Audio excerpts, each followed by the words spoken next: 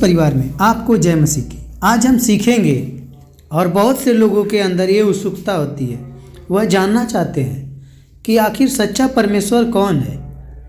आज श्री राम और प्रभु यीशु मसीह की जीवनी के बारे में हम लेकर आए हैं। इन दोनों के जरिए हम पहचान सकते हैं कि आखिर सच्चा परमेश्वर कौन है।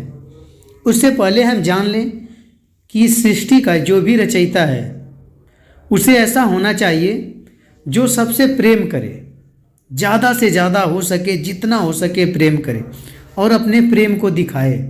एक परमेश्वर ऐसा ही होना चाहिए। जब एक पिता अपने बेटे के प्रति अपने प्रेम को दर्शाता है तब उसके बेटे बोलते हैं, यही मेरा सच्चा पिता है। अपने बेटे के लिए सारा कुछ करता है, जो कमाता है, जो कुछ करता है अपने बेटे के प्रति। अगर वही पिता अपने बेटे के प्रति ना करके किसी और के प्रति करे तो उसका पिता हो ही नहीं सकता, क्योंकि एक सच्चा पिता अपने बेटे के लिए सब कुछ करता है, अपनी पूरी जीवन अपने बेटे के और बेटियों के लिए दे देता है। आज जानना जरूरी है। कई लोगों के अंदर विचार आता है कि आखिर सच्चा पिता कौन है। अगर हिंदू धर्म में देखा जाए तो राम को प्रभु माना गया है, और वहीं अगर हम बाइबल में देखें मसीह धर्म में तो प्रभु यीशु मसीह को माना गया है प्रभु। तो हमें जानना जरूरी है कि सच्चा परमेश्वर कौन है। हम समानता के बारे में बताएंगे। एक समानता से पता लग जाएगा कि एक परमेश्वर के कैसे चरित्र होते हैं, क्या करता है। हम बेसिक से नहीं, हम ऐसे ही कुछ उदाहरण के साथ बताएंगे। तो सबसे पहले हम श्री राम के जीवनी के बारे में सीखेंगे। श्री राम का जन्म हुआ, इसकी कोई भविष्यवाणी नहीं थी कि कोई पैदा होगा, ऐसा कुछ बताया नहीं गया था। जब उनका जन्म हुआ वह पले अपने माता पिता में, उनकी परवरिश हुई। एक राजा के घर में पैदा हुए थे, राजा जनक के बेटे थे। और उनकी शादी होने के बाद उनको वनवास मिला। उससे पहले वो बहुत से ऐसे नेकी का काम किए थे, लोगों के साथ अच्छे काम किए थे, लोगों के साथ बुरे भी काम किए थे। बताया जाता है कि मैंने कई जगह पढ़ा है, पवित्र शास्त्र किसी अछूत जाति का, उसने उसके वचन को सुन लिया। उस समय प्रभु राम ही थे, उनका ही राज चलता था। उन्होंने उस अछूत जाति को अपने पास बुलाया और उसने कान से सुना था, उस कान में गर्म तेल डलवा दिया था। उन्होंने बताया तुझको नहीं सुनना है। और आपने रामायण में देखा है कि जब सीता को लेकर गया रावण, तो राम गए नदी को पार करके, जो समुद्र था। जब समुद्र को उन्होंने पार किया, वहाँ पर गए, बहुत से लोगों को मारा गया। सीता को लाने के लिए रावण को वध करके यहाँ पर जीत हासिल करके लेकर आए कि दुनिया देखे। श्री राम ने सीता के हरने वाले का वध करके अपने पास लेकर आए, और बहुत सी उस समय जाने गई थी। अब हम आते हैं प्रभु यीशु मसीह के।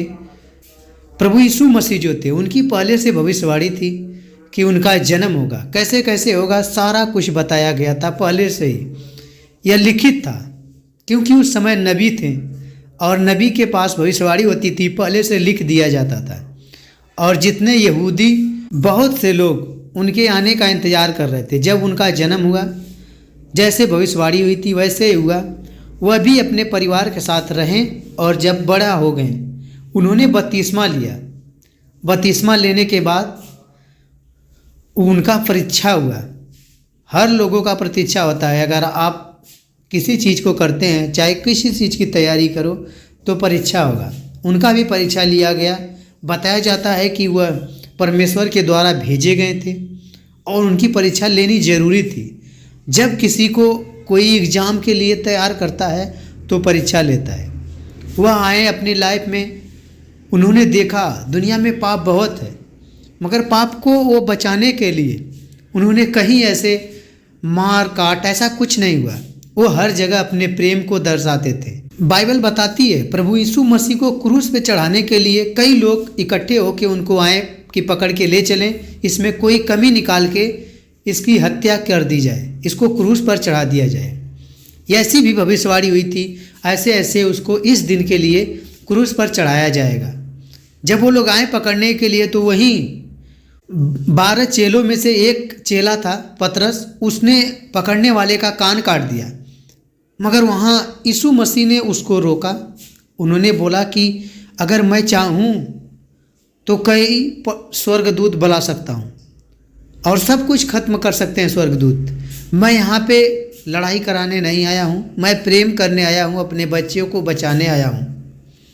और उन्होंने उसके कान पे हाथ रखा, उसका कान तुरंत कट के निकल गया था, फिर से तैयार हो गया। प्रभु यीशु मसीह ने प्रेम किया। वह नहीं चाहते थे कि किसी को मारा जाए।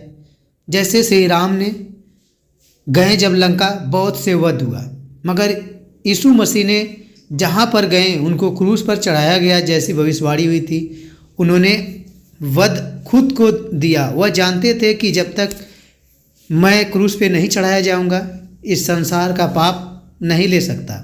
अगर आप इस जीवन में आए हैं, मानव जीवन में, तो एक दिन मरना है और जो हम पाप करते हैं इसको भरना है। बाइबल बताती है कि आप प्रभु यीशु मसीह में विश्वास करते हैं तो आपको उद्धार मिल जाएगा।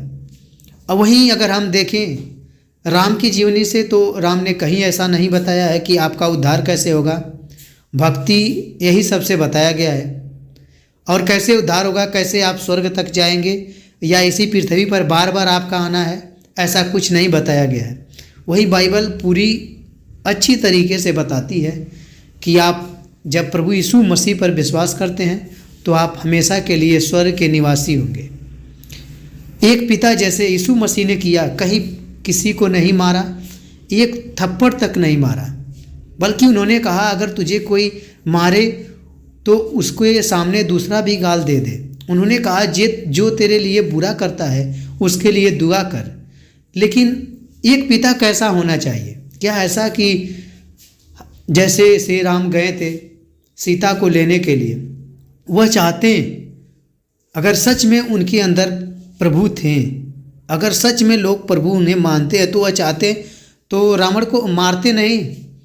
ऐसे जैसे प्रभु यीशु मसीह ने ज्ञान दिया, सब लोग बहुत कुछ छोड़ देते थे। बहुत से पापी थे, वह भी उसको ज्ञान देते, समझ देते, आत्म शक्ति थी, उसके दिमाग को चेंज कर देते। अगर उनको लगता है ये बुरा कर रहा है तो सारी बुराई छोड़ देता। ऐसा नहीं कि चलो इसको मार के, क्योंकि अपने बच्चे को अगर कोई बचाना चाहता है तो उसे समझ देता है, बुद्धि देता है कि सुधर जाए। जिस तरह से यीशु मसीह ने जगह जगह पे बाइबल बताती है, वह बताते हैं मैं पापियों के लिए आया हूँ, बीमारों के लिए आया हूँ, जो चंगे हो जाएं, जो दुखी हैं वो ठीक हो जाएं। वह जगह जगह पे लोगों को बताते थे कि पाप मत करो, ना ही किसी को ऐसा बताते थे लड़ाई करो। मगर वहीं अगर हम राम की जीवनी में देखें तो बहुत सी लड़ाइयाँ हुई हैं, बहुत से घर के लोग बेघर हो गए हैं, बहुत से परिवार, उनको वनवास जाना पड़ा।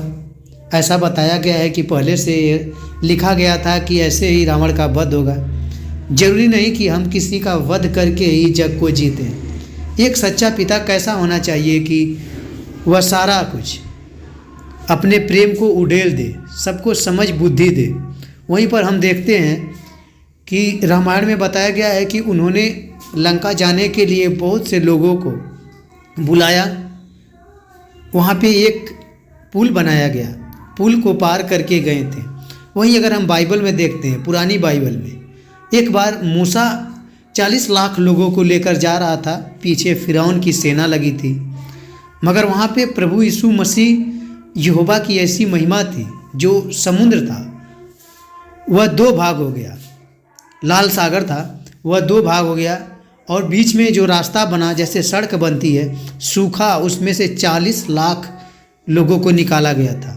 और वहीं हम बाइबल में देखते हैं कि जब वह गए तो उन्हें मन्ना की रोटी, बाइबल बताती है, आसमान से बरसता था, उन्हें खिलाया जाता था। और आगे हमने पढ़ा है बाइबल में कि एक बार जब संदूक लेके लोग, उस समय एक वेदी को बहुत पूजते थे, बाइबल में बताया गया है उस संदूक को लेके जब जा रहे थे, यरदन नदी थी, उसको पार करने के लिए उन्होंने बोला हम कैसे पार कर सकते हैं, बहुत सी भीड़ थी।